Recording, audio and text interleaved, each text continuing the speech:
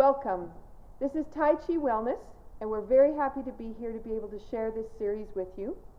We do Tai Chi as a family. We didn't start together, and we all started for different reasons. But one of the things that has happened over the years, which is now over 2 decades, we've been able to bring Tai Chi into our lives in many different ways, and we celebrate it together probably 3 or 4 times a year, depending on what we're up to. So here I've got Yvonne Waynes, my mother. Over here is my father, Doug Waynes, and I'm Michelle Waynes Greenwell. And what we want to share with you is how we got to Tai Chi and why we are doing it and why we're so passionate about it and what created this series. So I'll start with Doug and let him explain a little bit of how he got there first, because he beat us to it. Well, 27 years ago, I was in clinical depression and was getting treated by a number of doctors and psychologists and different other things. And a friend of ours recommended that one of the things I should try is Tai Chi, just to relax, get out of the classic conditions and start to meditate a little bit. I thought she was crazy, but I went, and it did certainly make a difference in my depression and my recovery. It didn't completely cure me, but it certainly made the passage of time and the passage of the treatment much better. A side effect from that, which was really spectacular, and I had no idea it would happen, was I was asthmatic. Took shots every month, took inhalants every day, just unbelievable amounts in the summer and during the heating season and things like that. And as a result of Tai Chi, I stopped needing medications. I wound up relatively free of asthma. Within 2 years, I basically had no medications and haven't had asthma since. So I found that the health recovery side was really spectacular for me. Led me to wind up teaching, and I've been teaching for 17 or 18 years now, but it's been a journey of watching other people recover from their particular maladies, and in some cases seen spectacular results, and in almost every case have seen positive results in their overall health and well-being. So for me it was a nice journey. Okay, you want to share how you got to Tai Chi? Well, Doug had started a year before I did and was trying to convince me I should go. I'm sort of a type A personality and like to do fast things. And looking at Tai Chi, I thought, oh, I don't know if I can slow down and do that.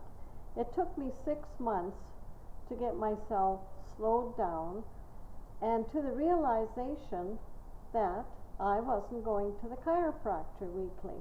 I've had a number of neck and back issues for many years. So at this point I thought, well, I should get serious about this. And that's when I really got into my Tai Chi. I've been in it for 25 years, probably been instructing for 15, and just thoroughly enjoy the movement and the benefits and the feeling that you get.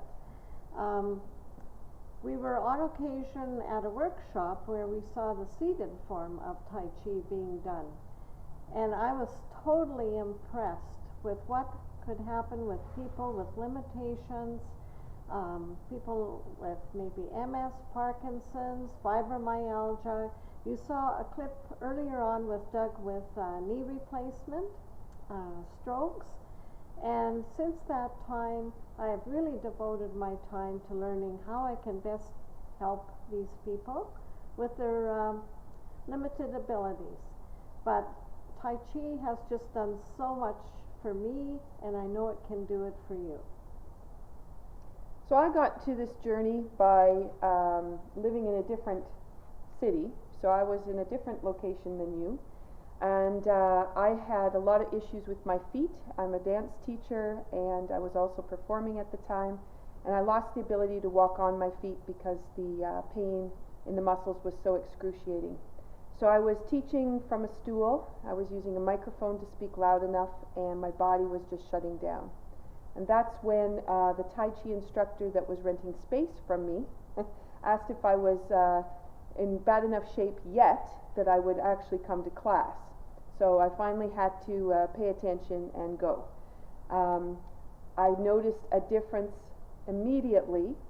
It did not come without some pain, because I had a lot of pain blocked up in my body that I wasn't really aware of because my feet took the precedence. But once the pain in my feet started to disappear, then I noticed the pain in my back, and then I noticed the pain in my shoulder. And so there was just this whole journey that went through my body of all the places that had completely locked up. It was my feet that I finally paid attention to. So the journey began there, and then I actually didn't teach at the beginning because I was already teaching dance and I didn't want to be at the front of the class all the time. But since moving to Cape Breton 10 years ago, there was not an instructor in the area that could do the classes, so I took up instructing at that time. And since that time, we've then developed this relationship between our clubs, West Coast and East Coast, where we go to each other's clubs and we help with instructing, we help with workshops and opportunities, and we also spend a lot of time on the telephone talking about different techniques and how things have worked for different students, how we've been able to change something in the class, and we've been able to support each other that way. So from there, if we just talk a little bit about how we got to the seated form, really. We talked a little bit about it, but I didn't mention that as I also attended the same workshop with the seated form, my passion is how to heal the body with movement, and I was astounded to see how much movement was going on in the body sitting in a chair, and the fact that you could just do a couple little movements with the hands and all kinds of things would change in the body. That was crazy. So we decided to dive in a little bit further, get some more information, and that has led us to these videos, because the information took us a while to dig up, and we want everybody to have the opportunity to know those pieces. Is there anything you want to add to that? Well, I was a little bit different in getting to the seated form than either Yvonne or Michelle. I went to the same workshop, enjoyed it, and came away feeling that I really understood the issues for people with disabilities, but it wasn't where my interest lay. And as a result, I didn't get involved with it too seriously, other than the occasional class I would drop in on. So I didn't get there until I needed the seated form for the surgery recovery. And I knew myself that that would do it. Yvonne, of course, encouraged me because she teaches the class, and Michelle encouraged me as well because she knew that the benefits would flow. As a result of it, I've been now in seated form for almost a year as a student and as a beneficiary of the healing power of it. So I think it's something that I'll probably stick with in one form or another over the next, I don't know, years, and see how it works. Anything you'd like to add to that? Well, one of the first things that we always hear when people hear the seated form is, we hear, well, you're sitting. You're only going to be moving your arms. And so really, why should I do this? There is just so much more to the seated form, because all our movements are done pushing through the feet so that we're working the entire body as well as the internal organs. So just give it a try. That's all I can say, and you'll really reap the benefits. So the series that we have put up on our channel is a way for you to do one piece at a time, but also to gain background. So you have interviews, you have explanations, and then you have techniques. This does not replace going to a class, because one of the greatest benefits of Tai Chi is its community building, and to have a group of people gathering together is really important. So maybe you gather a couple of friends to get started, and then if you can find an instructor near you, that's great, and if you can't, at least you're started, and then you can start to see where you can go from there, pick up some workshops. And the energy from the group. And the energy from the group, yeah. Very powerful. All right, thank you, and enjoy our series.